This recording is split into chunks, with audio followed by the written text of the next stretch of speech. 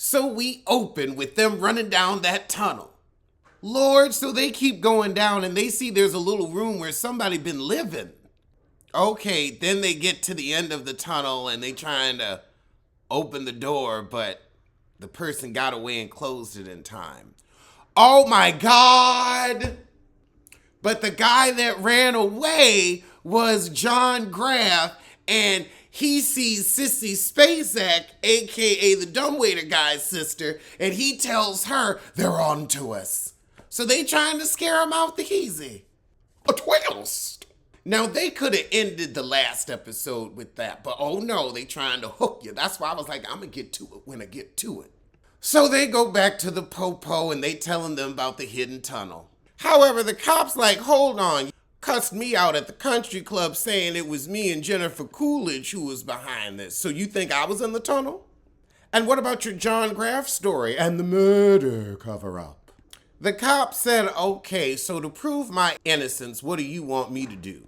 Bobby's like, well, why don't you see where the tunnels lead? Because somebody's been living in there up under our house.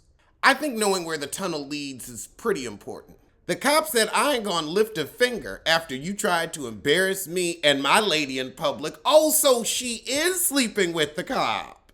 He said his lady, Lord, when a man from that generation says my lady, honey, he mean business. Oh, the cop said, I'm coming after you because I heard from a reliable source, Miss Cleo, that you wrote one of them letters. Girl, you see, that's what it is in them small towns. You gotta kiss butt sometimes. You gotta keep it cool and keep it cute. Cause from the police department, they got the boot. Child, now they meet with the private eye and she said it wasn't me who told him. I'm sorry, honey, your lip looks a little loose. But she got some news for him. Now the daughter said look into Roger Kaplan, so she did, and she went to his ex-wife. So he grew up poor, but he had a rich friend that grew up in that house, and he was obsessed with it. But he was obsessed with the few rich houses. So he grows up, marries Trish, teaches high school, and goes on these tours looking at houses that he can't afford. They put an offer in on this one house, and Roger writes a letter to the owner to try to persuade them to sell them the house, even though their offer was lower than the other two. And so that's when he started his Ode to a House assignment. So the assignment's going really well, but now the other house that he liked, 55 Oak Terrace, starts getting letters from the watcher. And his friend don't live there no more, but his sister do. And her son took his English class, so she just thought, oh, it was part of the assignment. So they was getting a letter once a year for 10 years, and then they get a letter on the 11th year, and it's dark. Why don't you ever write me back? You ain't put a return address, fool. Did you give me a self-addressed envelope?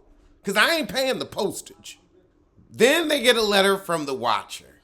So she says, let's go talk to Carol Flanagan ourselves.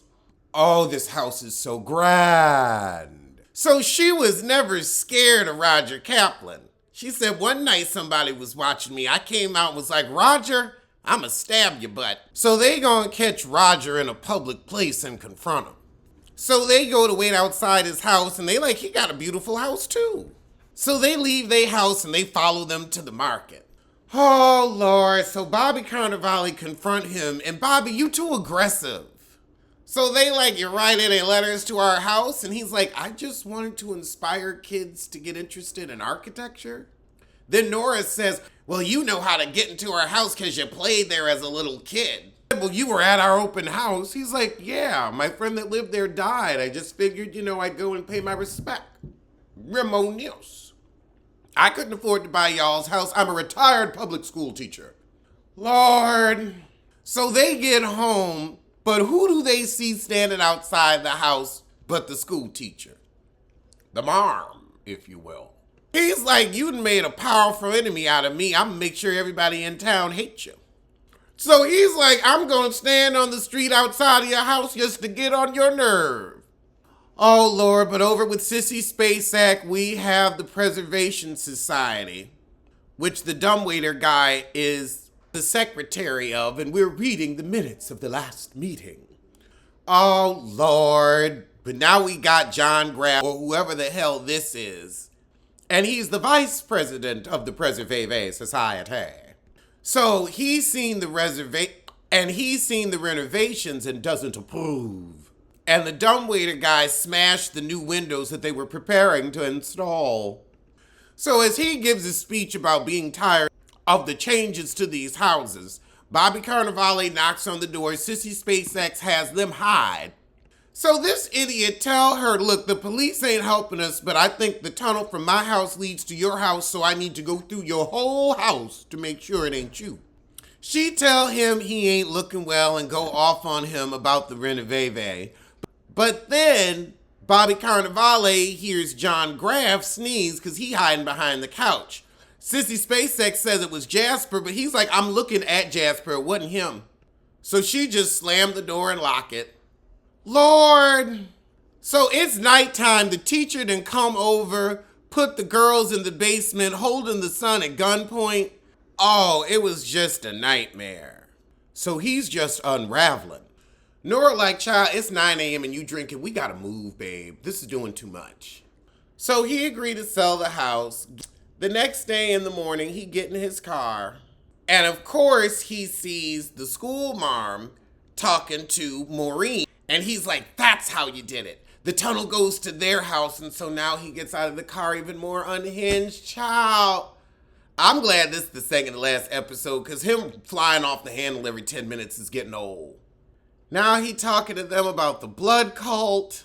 The school marm said, my wife is talking about separation because of this. Well, that marriage must have been threadbare as it was. I mean, she did marry her high school teacher. It's real Woody Allen to me. I like to keep my Allen Debbie. Even Iverson in a pinch. So he says, well, I'm selling the house so you can buy it for your blood cult. And she's like, okay, we'll tell all our cult members about it. Oh, God, what the hell? So now it's evening, we back at the house, and Dakota hanging out. They letting Dakota, a 19-year-old, be with the, oh, God. It's Rai. Of course it's going to go off the rails. It's Rai. It always starts off strong, and then the last, it's like you just don't care. Just end it. I done got my money. I feel like if the actors had ad-libbed, this would have been better. Oh, so they invited him to dinner because the popo ain't working with them, so now they need his help. How you gonna go have some wine with this 19-year-old? Oh, God. Oh, my God. This is icky boo. Lord, they forgave him a goblet. Why are they trying to get him drunk? What is going on? Oh, so they telling the family tonight they selling the house. The kids are like, we don't want to move. They sold it for $3.5 million cash. Wow, that was fast. Okay, so now the story has a happy ending. So they tell the private eye that they done sold the house because she didn't drop by. And they like all happy, and then they like, oh, that's right, but you got cancer. You know, you look so healthy, we forget. I don't think that heifer's sick. She said, I've been accepted into a trial for some experimental treatment, so we'll see. Because you're going to be around, heifer. Oh, God, they still looking at this suspect board? Child, pack it up.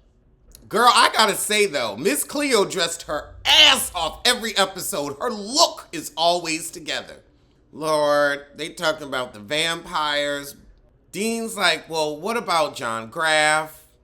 She's like, what would he have to gain by tormenting you? Oh, Lord, the offer was rescinded because the internet has the news about it being the house from hell. And the anonymous letters. Should have kept your business out the street. I said out the street. But y'all embarrassing the real estate agent and the detective. I knew that was going to bite you in the butt. So Nora go over to Jennifer Coolidge and cuss her out. And she's like, I told you I was going to embarrass you and keep you from selling that house. She said the club has suspended my membership pending review because of you. You said I killed your son's muskrat. Honey, it was a ferret. Jennifer said, well, you don't deserve to make a profit off this house. You deserve to lose your shirts.